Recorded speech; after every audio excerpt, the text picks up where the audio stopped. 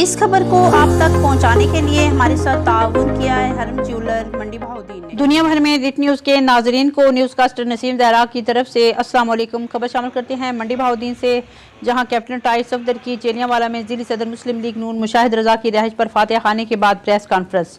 सदर district press club Shahzad Hasan के सवाल पर जवाब में कैप्टन टाइट सफदर ने कहा, तो मैं इन सवालों से हटके एक सवाल करना चाहता हूँ कि आपकी मंडी बहाउद्दीन से खसूसी मोहब्बत है जी। हमारे रोड, हमारे हालात भी आपने देखे ही होंगे, तो ये मोहब्बत इक़्तिदार में आने के बाद भी रहेगी और हमारे हालात कुछ बेहतर होंगे। ये मोहब्बत शुरू ही इक़्तिदार के बाद हो, जो हमने नक्शा मंडी बहाउद्दीन का किया हुआ है ना, इखारियाँ से इंशाअल्लाह मेरे अल्लाह को मंजूर हुआ तो मोटरवे जाएगी, मोटरवे तक।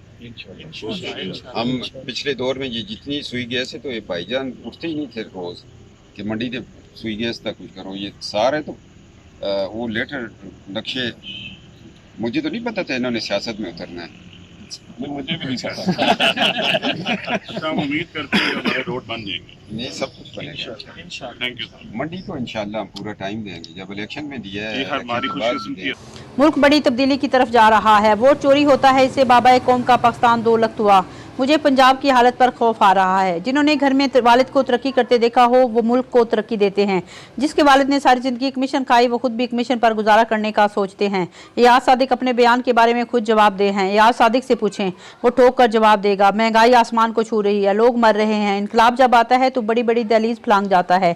इमरान खान मसला नहीं है, माजी में अदम एतमाद आते रहे हैं, तहरीकें भी चलती रही हैं। मजीद खबरों से बाखबर रहने के लिए देखते रहिए रिट न्यूज़।